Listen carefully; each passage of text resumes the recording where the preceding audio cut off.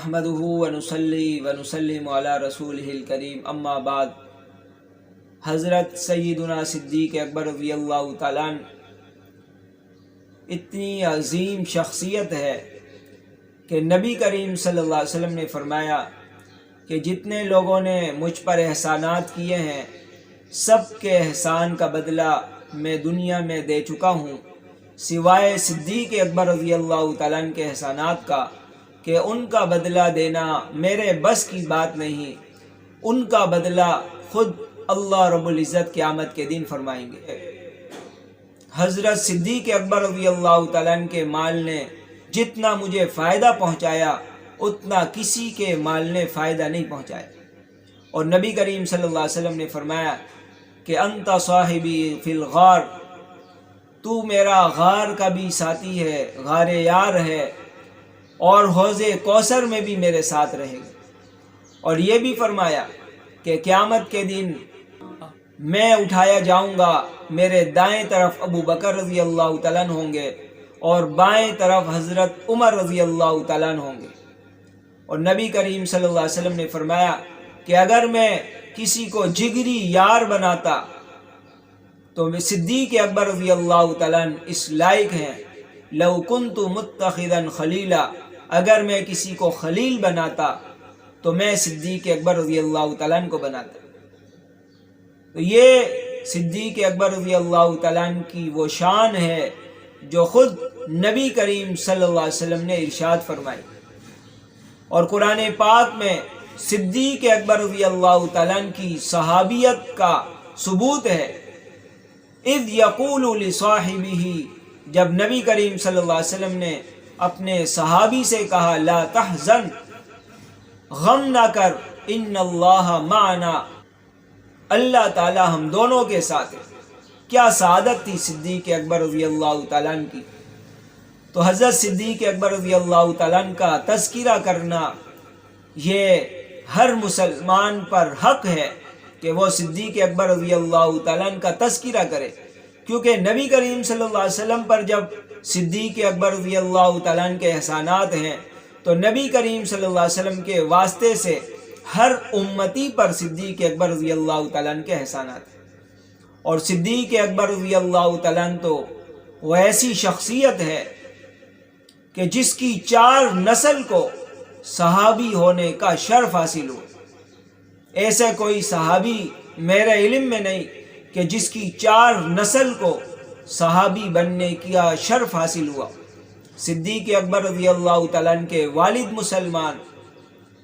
صدیق اکبر رضی اللہ تعالیٰ خود مسلمان، صدیق اکبر رضی اللہ تعالیٰ کے بیٹے بیٹیاں مسلمان،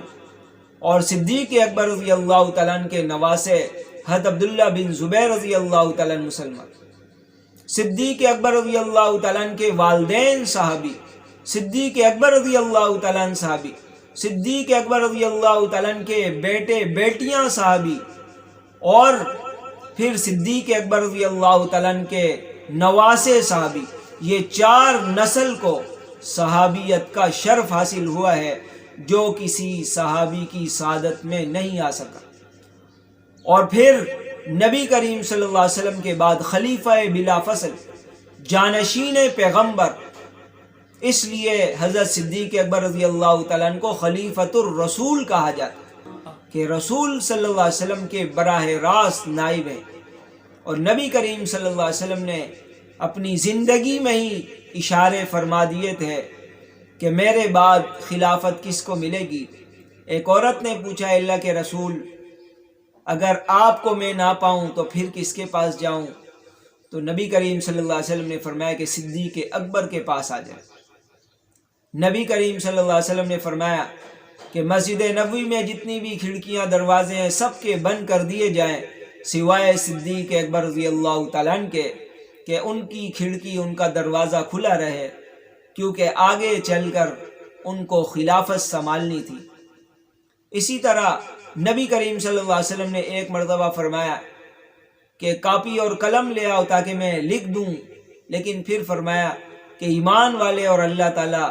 اس بات کے بغیر راضی نہیں ہوں گے کہ صدیق اکبر رضی اللہ تعالیٰ کو خلافت مل جائے گی۔ تو صدیق اکبر رضی اللہ تعالیٰ عنہ کی شان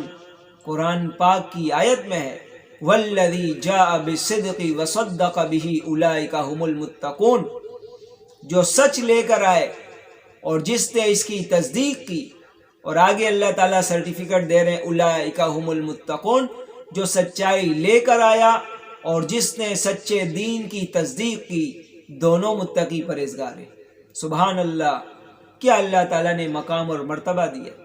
صدیق اکبر رضی اللہ تعالیٰ عنہ کی صاحبزادی ہماری ماں حضرت عائشہ رضی اللہ تعالیٰ عنہ پر تہمت لگی۔ حضرت مصطح بن اساسہ رضی اللہ تعالیٰ عنہ بھی شریک تھے، جو صدیق اکبر رضی اللہ تعالیٰ عنہ کے رشتہ دار تھے۔ حضرت صدیق اکبر رضی اللہ تعالیٰ عنہ ان کا خرچہ برداشت کیا کرتے تھے۔ جب وہ اس میں ملوث ہوئے، صدیق اکبر رضی اللہ تعالیٰ عنہ نے خرچہ بند کرنے کی قسم کھائی۔ اللہ تعالیٰ نے قرآن میں فرمایا وَلَا يَأْتَلِ أُولُو الْفَضْلِ مِنْكُمْ وَالسَّعَةِ، فضیلت والے لوگ اور وسعت والے لوگ کیا اس بات پر قسم کھائیں گے کہ وہ قرابت داروں کو ان کا حق نہیں دیں گے؟ تو فضیلت والے اللہ تعالیٰ نے فرمایا، وسعت والے غزوہ تبوک کے موقع پر سارا مال اللہ کے رسول کے قدموں میں حاضر کر دیا اور کہا کہ میں گھر والوں کے لیے اللہ اور اس کے رسول کی محبت چھوڑ آیا ہوں۔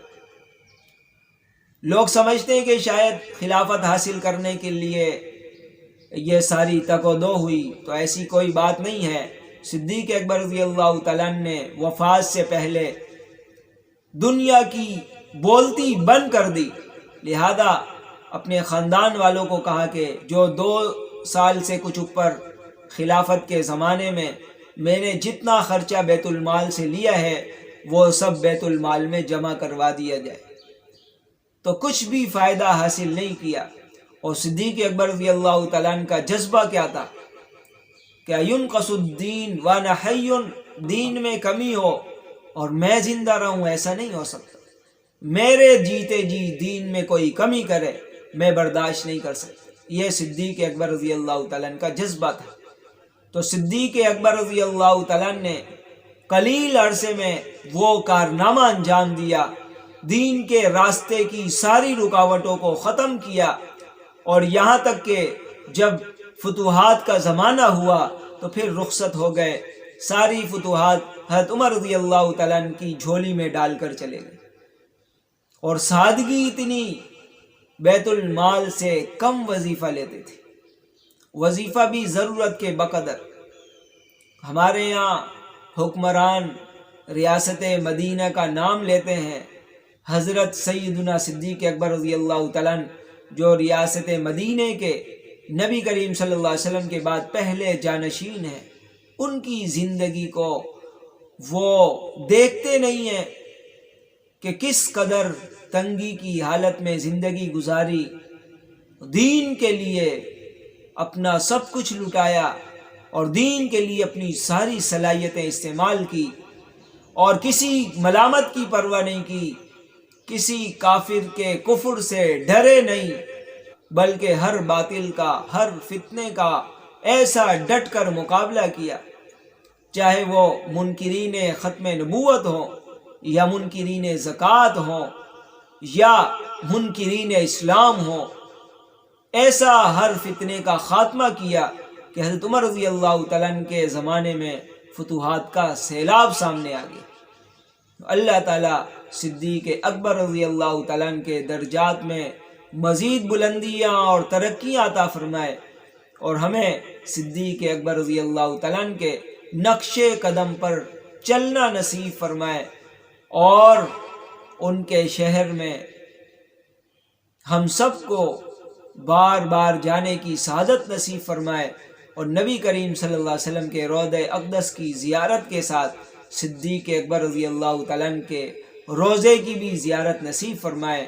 اللہ تعالی ہم سب کو صدیق اکبر رضی اللہ تعالیٰ عنہ کے